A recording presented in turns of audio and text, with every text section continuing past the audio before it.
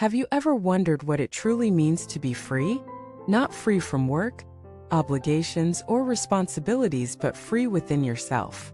Have you ever looked at people who move through life with ease, calm, and unshakable peace and thought, how do they do that? Welcome back to this channel, where we go beyond surface-level answers and dive into the real essence of what it means to live a full and liberated life. Today's topic strikes at the core of what every human being ultimately craves: freedom. But not the kind you can buy, earn, or even negotiate. We're talking about an internal freedom, a liberation that doesn't depend on circumstances, a kind of freedom that remains even when everything else falls away. If you've ever felt trapped by your thoughts, emotions, or your past, this message is for you. Because real freedom isn't about escaping. It's about being at peace right where you are. And to get there, you don't need 100 self-help books or a perfect routine. You need just two forces. Let us explore them. The first force is awareness. And not just the kind of awareness where you recognize you're feeling sad or tired or anxious, but deep, penetrating awareness, the kind that sees clearly, without judgment, without resistance. This awareness is not reactive. It watches your thoughts without getting caught in them. It notices your emotions without becoming them. It observes your habits, not to shame them, but to understand them. Most people live in what we could call automatic mode. They react to life based on old programming. Someone says something hurtful, and immediately anger arises. Problem appears and anxiety kicks in. A memory surfaces and shame takes over. This isn't freedom. This is conditioning. True awareness breaks this loop. It creates space between what happens and how you respond. That space? That's your freedom.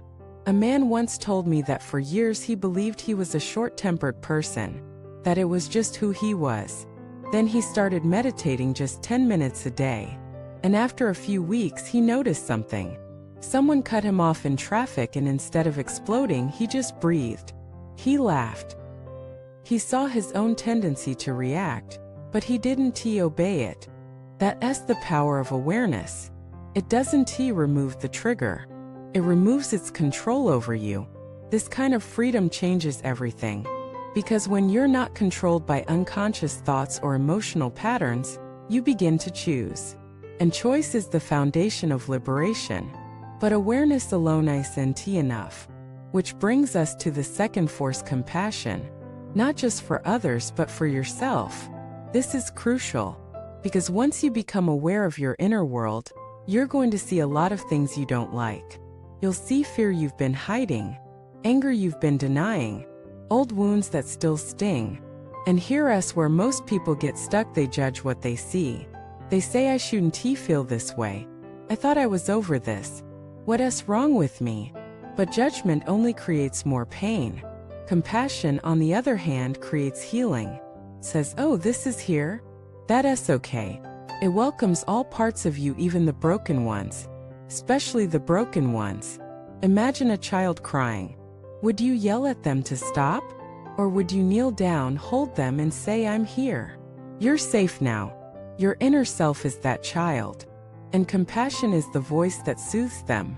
When awareness and compassion work together, something miraculous happens. You become both the observer and the healer.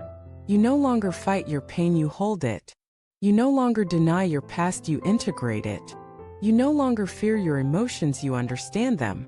And from this space, true freedom emerges. Because nothing inside you is being rejected. And when you're no longer at war with yourself, the world loses its power to hurt you. Let me share a story.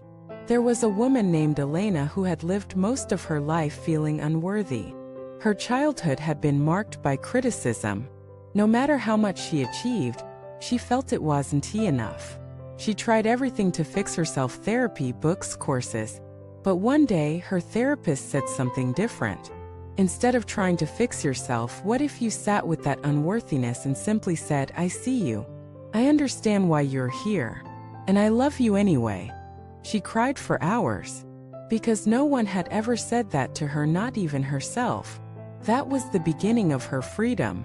Not when the unworthiness disappeared, but when she stopped fighting it. You see, freedom isn't found in perfection. It's found in permission. Permission to feel, to fail, to be human, and then to rise again, not from force but from grace. The world will always try to pull you out of yourself, to chase, to compare, to perform, but internal freedom whispers you're already enough, just as you are. And from that place you can move through life with a kind of quiet confidence. You no longer need to prove yourself. You no longer need to chase love, it flows from within. You no longer fear failure, it becomes your teacher. And suddenly you realize, you were never trapped by life. You were trapped by your mind. And now you hold the key. So what does this look like in daily life? It looks like pausing before reacting. It looks like choosing kindness when you're tempted to criticize. It looks like breathing through discomfort instead of numbing it. It looks like turning inward instead of outward. It looks like treating yourself like someone you love. Every single day. This is not always easy, but it is always worth it. Because when you live this way, freedom is no longer a distant dream. It becomes your default state. Not because life got easier, but because you got clearer, stronger, softer, and more real. So today, I invite you to stop searching for freedom out there and start cultivating it in here. Through awareness and compassion, together they unlock a life that no one can take from you. A life that is yours completely. Thank you for watching this video. If it spoke to your heart, let us know in the comments. What does freedom mean to you? How are you learning to live from within? Like this video if it brought you peace. Subscribe for more content that helps you reconnect with your true self. And remember, you don't need to become someone else to be free. You just need to come home to who you already are.